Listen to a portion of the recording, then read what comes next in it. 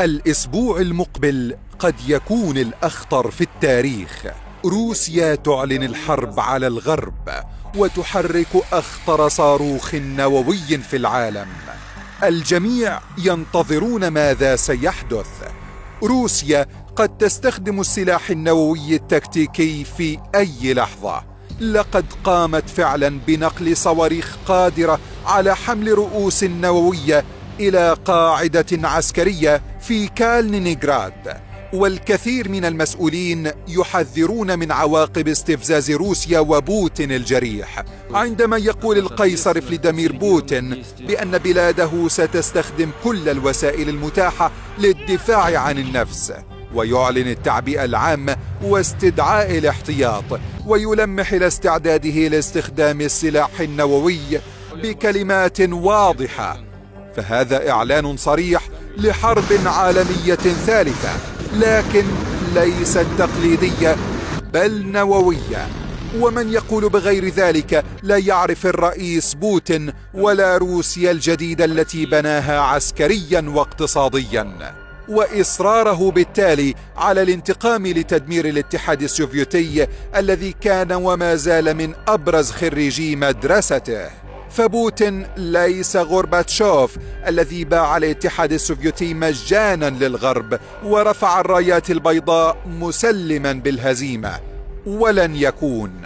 أخطر ما جاء في خطاب الرئيس بوتين الذي ألقاه بعد عودته من قمة شنغهاي في سمرقند ولقاءه مع حليفه الصيني شي جي بينغ على هامشها، تأكيده على إجراء استفتاء سريع ضم 4 أقاليم أوكرانية إلى الاتحاد الروسي، وهي دونيستك ولوغانسك وخيرسون وزابوريغا، توجد فيها مفاعلات نووية، إضافة لتسريع الجدول الزمني للهجوم الروسي المضاد على أوكرانيا بعد انتكاسة خاركيف العسكرية وانسحاب القوات الروسية المفاجئ منها. نتائج الاستفتاء في الأقاليم ال4 معروفة بل معدة مسبقا، ولكن ما هو غير معروف للكثيرين بأنه عندما تصبح هذه الأقاليم روسية الهوية والجغرافيا ستخضع للعقيدة الروسية التي تنص على حتمية الرد بالأسلحة النووية على أي هجوم تتعرض له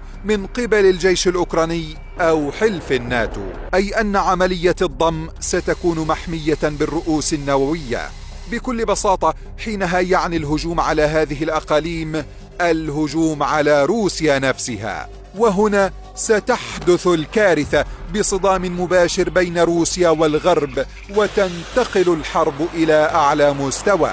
رئيس قناة روسيا اليوم الرسمية والمقرب جدا من الرئيس بوتين تنبأ بالسيناريو الروسي الذي كان مهيئا للرد على نكسة خاركيف، وذلك عندما قال إن هذا الأسبوع سيشهد أمرين رئيسيين لا ثالث لهما.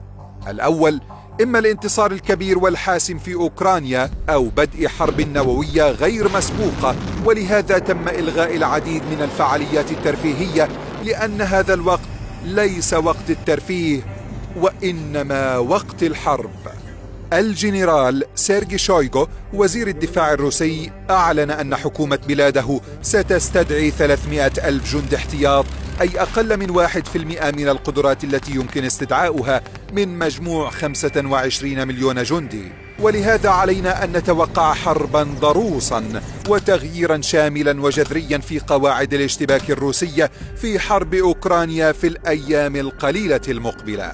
الرئيس بوتين بدأ يدرك جيدا أنه لا يحارب زيلينسكي وقواته في أوكرانيا، وإنما الولايات المتحدة الأمريكية والغرب، لأن هزيمة قواته في خاركيف جاءت نتيجة تدفق ما قيمته عشرات المليارات من صفقات الأسلحة الحديثة والمتطورة وتوظيف أقمار صناعية وأكثر من 29 جهاز استخبارات عسكري وأمني في جميع دول حلف الناتو في خدمة الهجوم المضاد الذي استخدم في حرب إعلامية دعائية ضخمة لزعزعة أمن واستقرار روسيا الداخلي وخلق بلبلة في أوساط الرأي العام الروسي وهز ثقته برئيسه وقواته المسلحة وانقلاب الجيش ضده.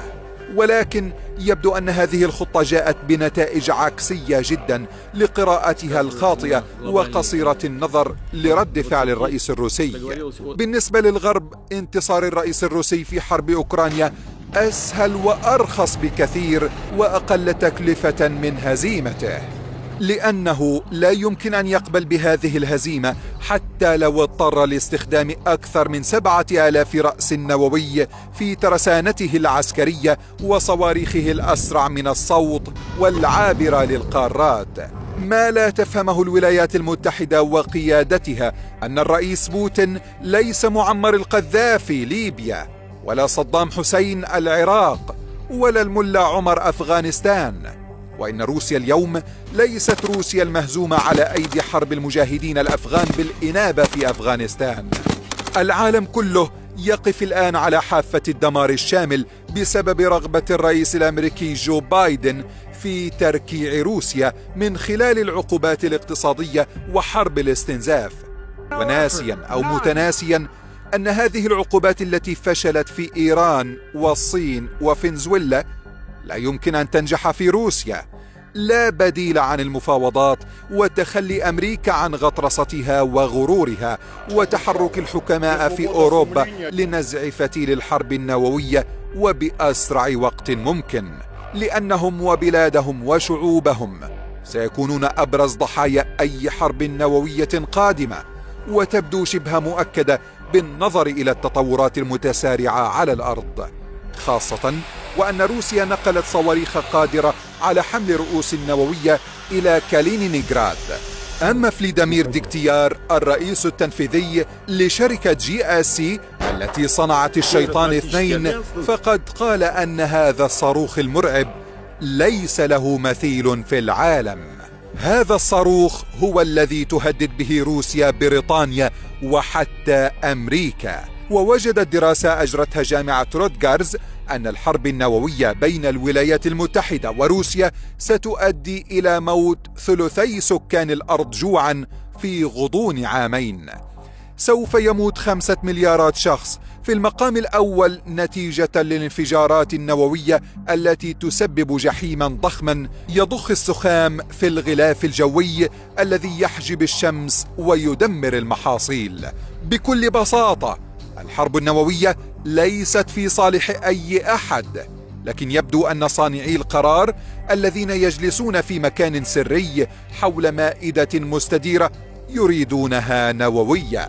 لقد هيئوا ملاجئهم تحت الأرض لكي يعيشوا هناك لعدة أشهر بعد حدوث الدمار الشامل، ظنا منهم أن ذلك سيحميهم، لكن مهما حاولوا فإنه لن يحدث سوى ما هو تحت إرادة الله تعالى. وإذا كان مقدر أن تكون هناك حرب نووية فلا مفر منها.